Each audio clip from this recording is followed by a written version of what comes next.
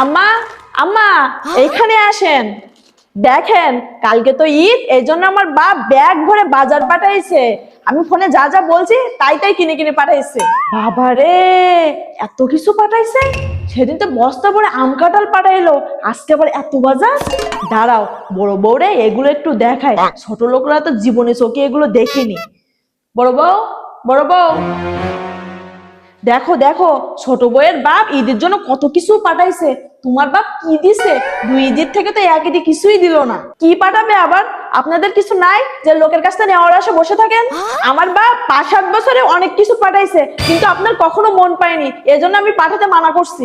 আমার বিয়ের পর থেকে তো আমি কখনো দেখিনি তোমার বাপে কিছু দিছে। আমার বাপকে তোমার দেখাই দিবে নাকি?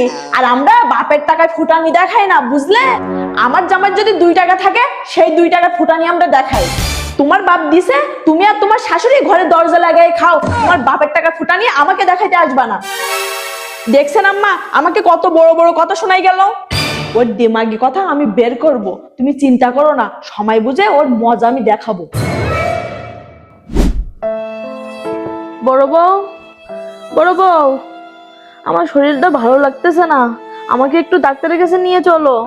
আমি নিয়ে যেতে পারবো না, আপনার আদরে ছোট বউকে নিয়ে যান, এখন আমার দরকার হচ্ছে কেন? ছোট বউ, ছোট বউ, আমার শরীরটা তেমন ভালো লাগতেছে না, আমাকে একটু ধরো, ধরে একটু ডাক্তারের কাছে নিয়ে চলো তো। দেখেন আম্মা, আমার সময় নাই, আমার কাজ আছে। সারাদিন তো অসুস্থ, শুনে আসি খাওয়া দাওয়া করছে কিনা। আম্মা, খাওয়া দাওয়া করছেন? না, আমি তো বিছানা থেকে উঠতে পারতেছি না, কিভাবে খাবো? আমি খাবার এনে দিচ্ছি, খেয়ে নেন, আর কালকে আপনাকে ডাক্তারের কাছে নিয়ে যাবো নে।